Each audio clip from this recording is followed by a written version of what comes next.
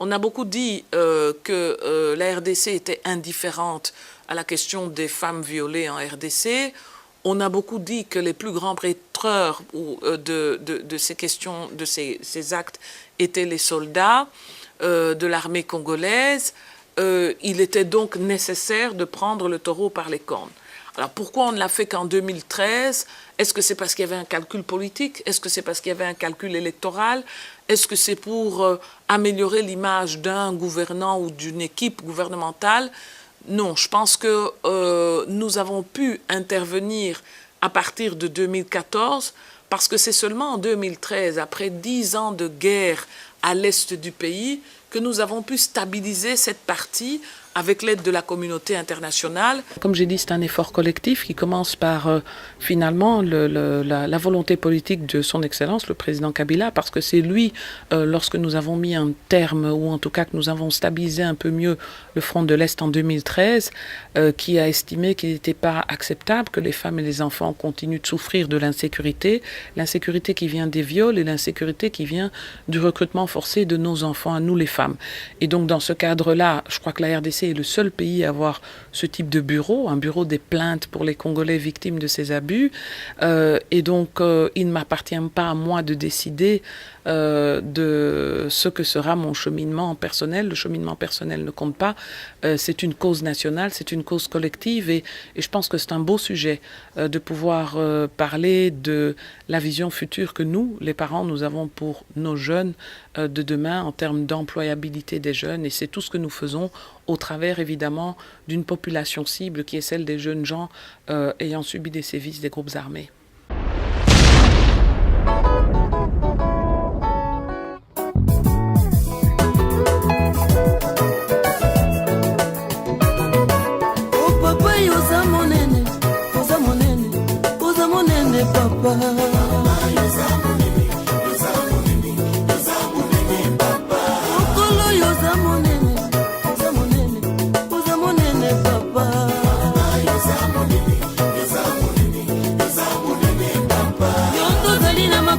kolokota lokasa na mabele ozongisa na nzete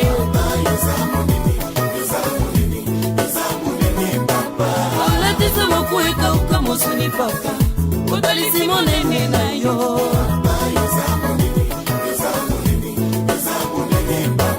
ozali mboka esengo na ngai nabengi yo papa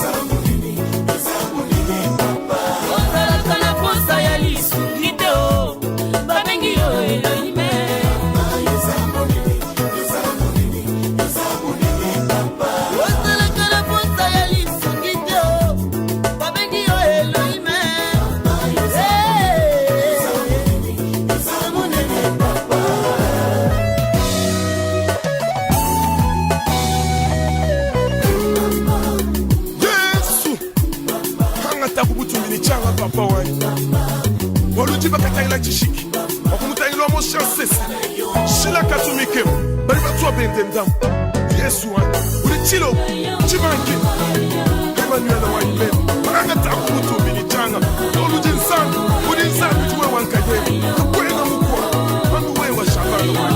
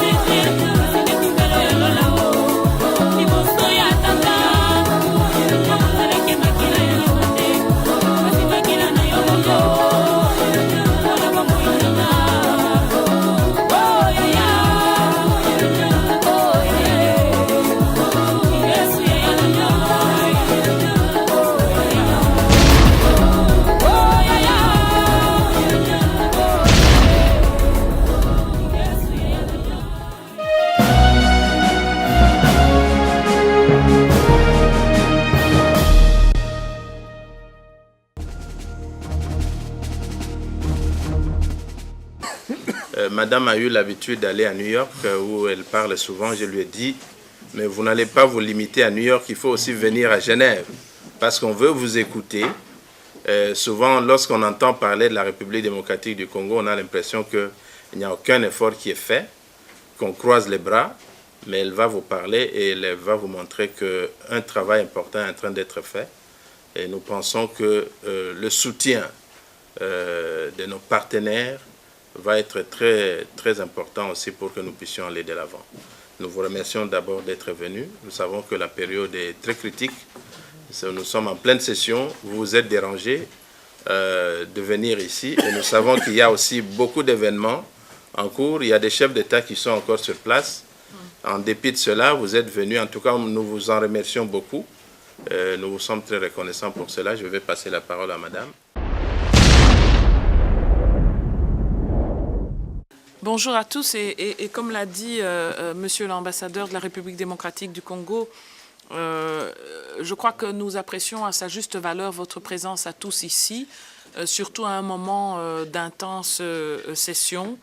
Et donc, comme il l'a dit aussi, je crois que ma démarche est celle d'aller vers les pays membres donc, de la Société des Nations pour faire un peu une mise à jour de l'expérience que la RDC est en train de mettre en œuvre sur terrain autour donc, des questions liées au repositionnement de la femme.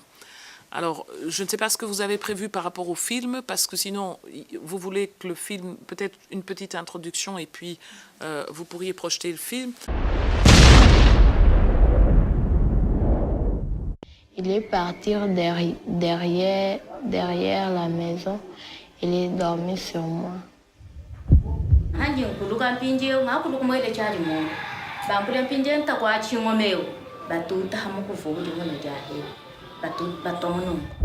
Il m'a dit que je t'aime plus que ma femme.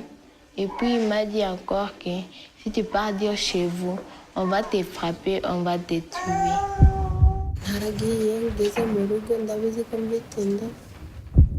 nanshabilamba bebali bavu bambula tu byonso bya munzu kakuva mushindwani ndimo akuya ku hospital.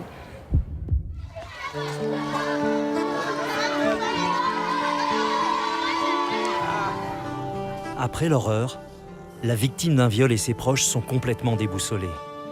Pourtant, il faut agir vite. L'urgence est de soigner la victime. Dans le meilleur des cas, il n'y a pas de sévices physiques. Mais les risques sanitaires sont bien réels. Les femmes violées l'ignorent souvent, mais à l'hôpital, les premiers soins sont gratuits. La première prise en charge, c'est dans les 72 heures. Dans les 72 heures, on peut donner à la fille la pilule du lendemain. Et puis, nous faisons aussi l'examen du VIH-Sida.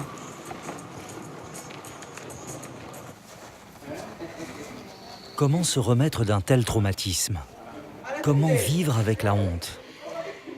Pour ne plus souffrir en silence, de nombreuses structures organisent des suivis thérapeutiques.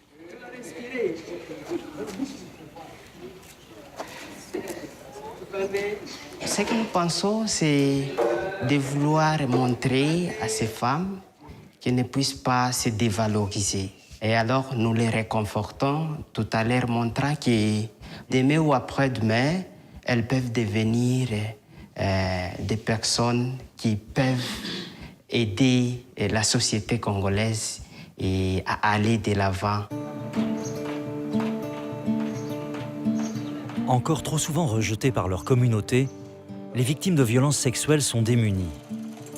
Pour qu'elles puissent se réinsérer dans la société, l'Institut national de préparation professionnelle, accessible à toute la population, leur propose des formations gratuites.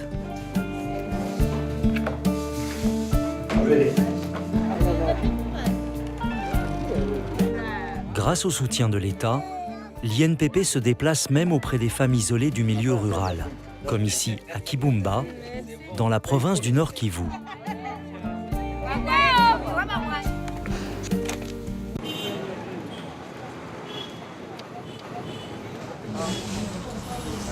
Oui, bonjour madame. Comment on vous appelle s'il vous plaît? Vous avez identifié la personne qui vous a violé. Voilà le numéro du maître avocat. Vous allez l'appeler et vous allez porter plainte et il pourra vous aider, il pourra vous dire ce que vous auriez pu faire. Refuser les arrangements à l'amiable, dénoncer et condamner les bourreaux. C'est mettre fin à l'impunité et rendre enfin justice aux victimes. Un violeur risque jusqu'à 20 ans de prison. Au centre d'hébergement Matumaini à Kinshasa, on offre à chaque jeune victime la possibilité de vivre enfin un quotidien normal de petite fille. Il y a une vie après les violences sexuelles, il y a une vie après avoir été abandonnée, après avoir souffert.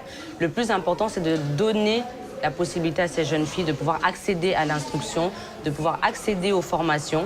Parce qu'on s'imagine toujours que comme elles sont enfants de la rue ou qu'elles ont été violées, qu'on ne peut rien faire avec elles. Mais ce n'est pas vrai. Pour améliorer les conditions de vie des jeunes victimes et de l'ensemble des filles du pays, le gouvernement congolais s'engage à assurer leur scolarisation. Il a lancé la campagne « Toutes les filles à l'école ».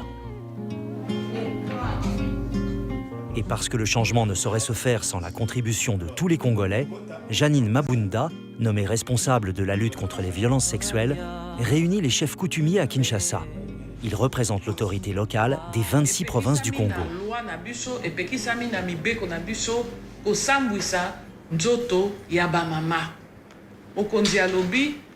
Makambwana esili ekoki tolingi koyoka lisusu bozoba wana te. Bamkumu nyonso tu ya RDC na journée à lelo baza na sima ya bitumba oyo ozokubuna. Yango nde vraiment to pesi lisusu merci. Tozo soutenir yo na action na bitumba. Chef coutumier iyo chef coutumier iyo chef coutumier iyo Mabeya bisomoko. Il y a un autre Congo qui n'est pas que le Congo du désespoir et de la guerre. Il y a aussi des hommes et des femmes ordinaires qui font des choses extraordinaires. Ils le font parce qu'ils estiment que c'est la chose qui doit être faite pour respecter la dignité de la femme congolaise. Une fois le bonheur, il suffit d'une phrase, d'un mot. Et le bonheur, juste un sourire, un regard. Une fois le bonheur, il suffit d'une phrase, d'un mot. Oui, le bonheur.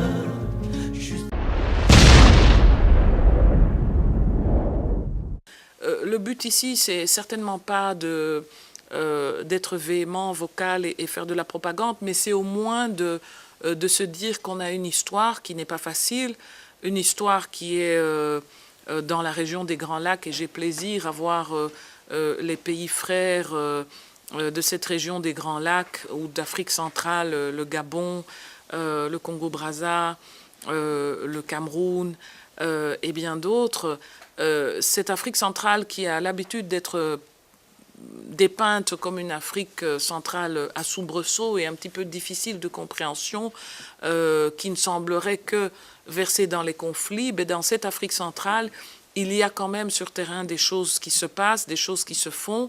En juillet 2014, le président de la République démocratique du Congo, alors que j'étais député élu donc, de mon territoire, m'a demandé de façon tout à fait surprenante, parce que ce n'est pas quelque chose que j'avais planifié, de bien vouloir animer le bureau du représentant personnel en charge de la lutte contre les violences sexuelles et le recrutement des enfants soldats.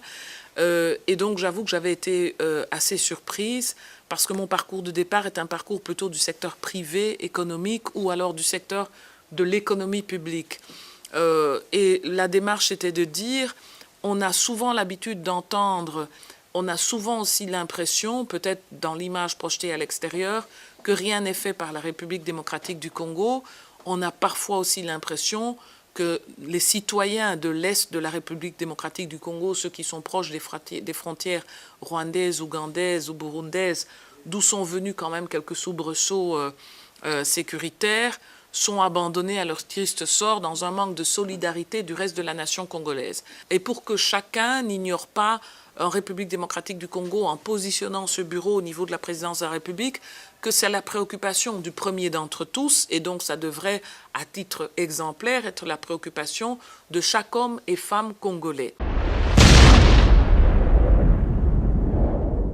Nous avons décidé de travailler sur 6 piliers, parce qu'on ne devait pas se laisser perdre, parce que le sujet est quand même vaste. Le Congo, il y a 78 millions de citoyens, 40 millions de jeunes, c'est-à-dire qui ont moins de 25 ans, qui sont dans la tranche des victimes, des cibles les plus sensibles en matière de violence ou de recrutement d'enfants dans les groupes armés.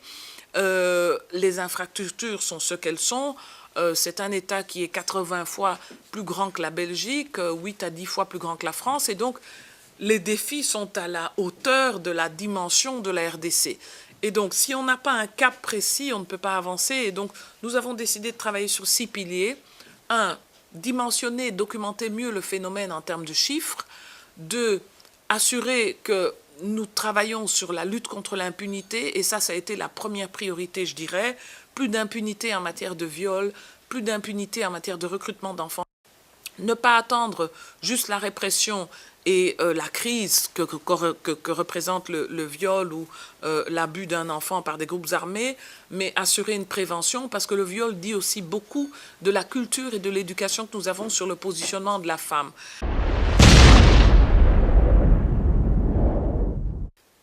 Les plaintes sur les policiers et les militaires par rapport à il y a 10 ans auparavant diminuent quand même. Avant, les gens n'avaient pas le cœur à s'approcher d'un militaire, on hésite toujours. Mais d'un policier, non. Les gens vont maintenant plus facilement chez un policier. Il y a un problème dans le quartier, ils vont chez le policier.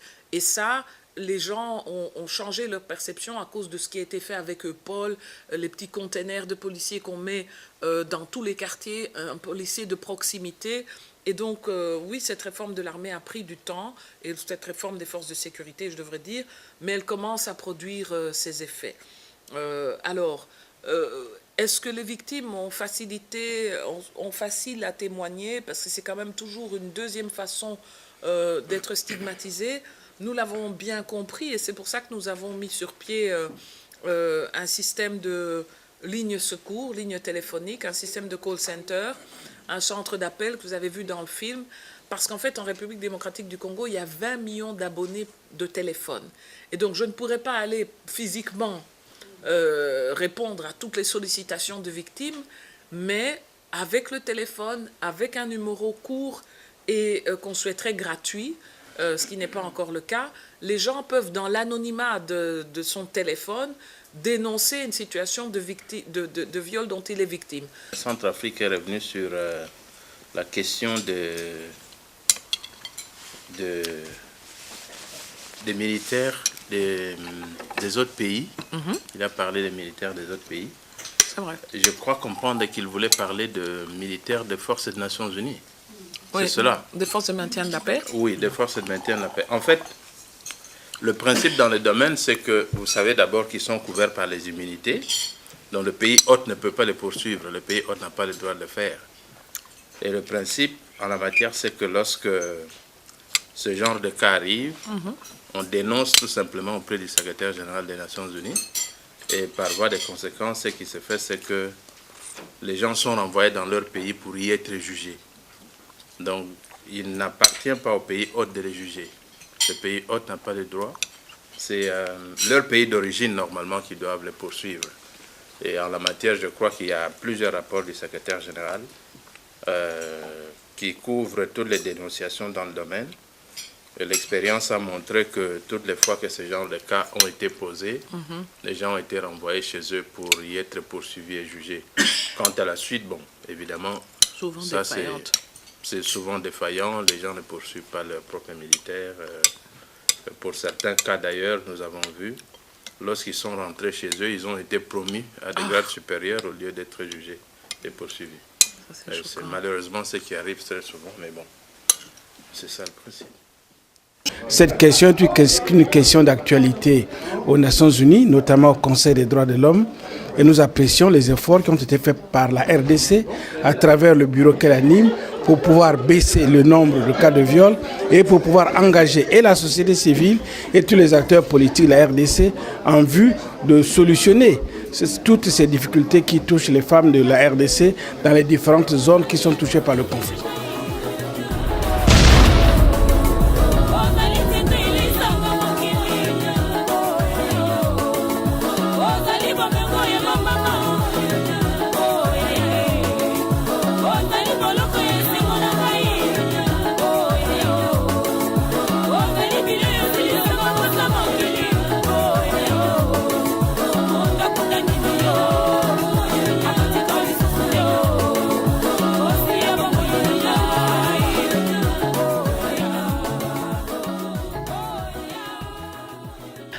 La directrice générale adjointe de l'OIT a reçu la République démocratique du Congo que je représentais dans le cadre donc d'un échange de mise à jour sur les efforts que la RDC fait en matière de lutte contre le recrutement des enfants soldats, avec un constat qui est commun. 1. Démobiliser et séparer l'enfant des groupes armés ou le sortir de l'armée congolaise éventuellement n'est pas suffisant. Il faut une réponse beaucoup plus pérenne. Et la réponse beaucoup plus pérenne, quand un enfant, après avoir subi ces chocs, sort d'un groupe armé et qu'on le remet dans sa communauté, il faut qu'il ait des opportunités, des choix de vie. Et les choix de vie, ça passe par l'emploi. L'emploi, c'est le BIT. Et donc, je lui ai fait part des efforts que la RDC fait, notamment dans le programme d'autonomisation que l'INPP délivre pour les enfants soldats que nous séparons, en vue de voir comment consolider et amplifier la démarche. Je vous remercie, Madame Greenfield, de nous recevoir. Et je sais que votre agenda, celui de l'OIT, surtout ce mois-ci, est très chargé. Non, mais c'est très important. Voilà. Et donc, je suis venue ici, en fait, à Genève, parce que régulièrement, en fait, au mois de mars, je suis plutôt aux Nations Unies à New York. Et comme vous le savez, depuis mars 2013, la RDC a signé donc une convention internationale, 2013, convention internationale pour la lutte contre les violences sexuelles avec les Nations Unies. Oui, nous avons eu une discussion très riche. Elle est vraiment une experte au sujet qui est aussi très proche au BIT et j'espère que nous puissions travailler ensemble pour lutter contre la situation très dure aux enfants vulnérables. Madame, vous venez d'être reçue par le haut-commissaire aux droits de l'homme. Bon, je pense qu'il s'agissait de faire une mise à jour sur le volet des droits de l'homme lié aux droits de la femme, en fait. La campagne, la croisade que sous l'impulsion du chef de l'État, la RDC mène contre la lutte, en faveur de la lutte contre les violences sexuelles à l'endroit des femmes et des jeunes gens, jeunes filles. Il était important, depuis le dernier passage du haut-commissaire en juillet 2016 à Kinshasa, de lui faire part des avancées et des défis. Les avancées, c'est des projets de loi concrets pour améliorer les mécanismes de réparation pour les victimes. Les outils concrets, c'est un certificat médical obligatoire standardisé pour pouvoir détecter très rapidement dès la plainte des victimes l'état de violence ou non, parce que c'est ça qui conditionne la procédure judiciaire. Et enfin aussi dire que parfois les bonnes solutions à des fléaux aussi pandémiques viennent des communautés elles-mêmes, viennent du système national de justice même et peuvent être capitalisées. La RDC est la seule à avoir ce type de mécanisme, un bureau du représentant en charge du monitoring et de l'accélération aux côtés du ministère de la Justice et de la Défense de ce type de cas. Et donc le partage a été assez fructueux.